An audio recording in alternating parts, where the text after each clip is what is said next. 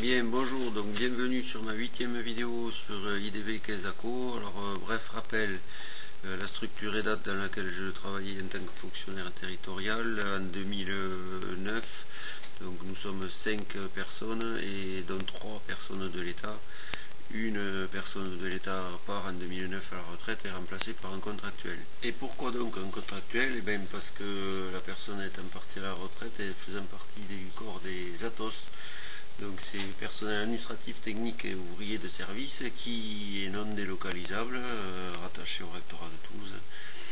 Donc évidemment, ce corps ayant disparu, on nous met un contractuel à la place. Voilà pour ce changement au sein de la structure EDAT. Alors, en 2011, donc comme je vous ai dit dans ma 7e vidéo, nouvelles élections au sein de l'Assemblée du Conseil Général. Et de nouveau, les radicaux qui reprennent donc possession de la présidence en la personne de M. Michel Pellieu, qui donc est élu à la place de Mme Josette Durieux, donc qui avait la tête du Conseil général depuis 2008. La structure au sein de laquelle je travaillais, moi, devenait de plus en plus aberrante et vraiment avec des personnels qui n'étaient pas du tout adaptés déjà au matériel que nous avions en face, avec visiblement aucune volonté politique de l'État ou des collectivités territoriales pour faire évoluer cette chose, et aussi pour le fonctionnement, gros problème puisque mon véhicule ayant plus de 14 ans, plus personne voulait nous financer ce genre de véhicule. Nous, personnel, conseil général, avec pas le statut qui n'était pas défini, pas d'arrêté de détachement, etc. Une convention de fonctionnement totalement obsolète puisque jamais révisée depuis 1997, qui n'était pas du tout appliquée, surtout au niveau de la mise de fonds de l'État et du conseil général.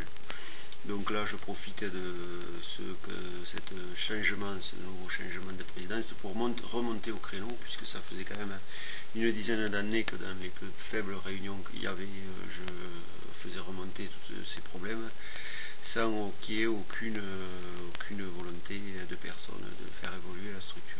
Jusqu'à cette ultime réunion qui a eu lieu le 17 novembre 2011, où les chefs de service, donc la DGS plus informatique du Conseil général et le rectorat, donc les chefs de service de mes collègues de l'État, provoquent une réunion auquel j'étais convié par force puisque je me suis un peu invité.